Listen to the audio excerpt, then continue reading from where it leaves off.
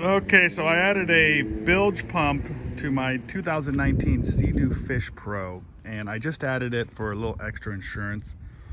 I've seen the carbon seal on the drive shaft fail on the Seadoos. I'm sure everyone's read about that, and so I got 60 hours on this one, but I fish a lot offshore. I go 20-30 miles offshore, a lot of times by myself, and so I just wanted that extra insurance to have a little bilge pump in case something horrible happens. I can pump the water out, call Seadoo, and stay alive. So anyways, what I did is I just bought the $20 bilge pump. I just zip tied it down there. I've seen guys epoxy it, but there's no need to.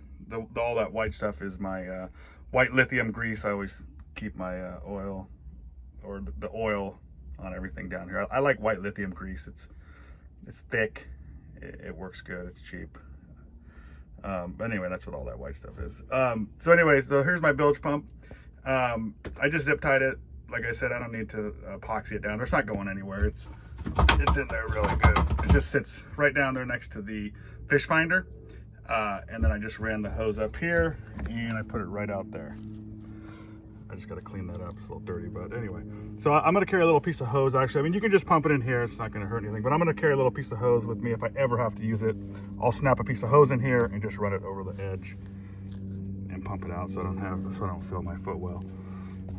Anyways, also, just so everyone knows, you know, the fish finders, a lot of these have leaked. Mine actually leaked just from transporting it, banging it around. It has antifreeze, orange coolant that has to go inside there, because it won't be able to get a depth reading unless it has a liquid in there, and it's just right down there. So I have this hose. There's this hose that connects to it right here.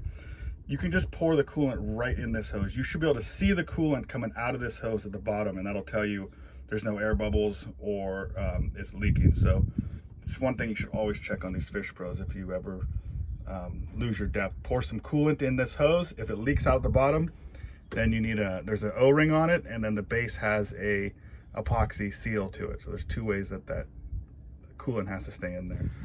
So another thing I added was the cigarette lighter adapter right here.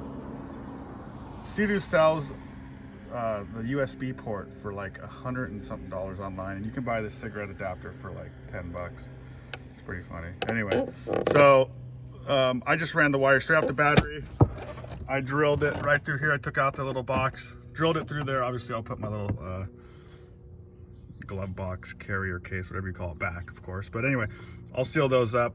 And I've got this is my 12-volt cigarette lighter. And then here's the bilge pump. I'm just going to have this as my bilge pump. Turn it on. I'll just keep this here. And when I need to run the bilge pump, just to test it if I'm offshore, I will just stick it in, and that's gonna be my bilge pump switch, and I'll just leave it down inside here. So anyways, pretty easy to do this. You just drill a little hole through here. There's no water's ever gonna get up into here. I mean, if water comes up this high, you're probably underwater, so it's not gonna be a problem.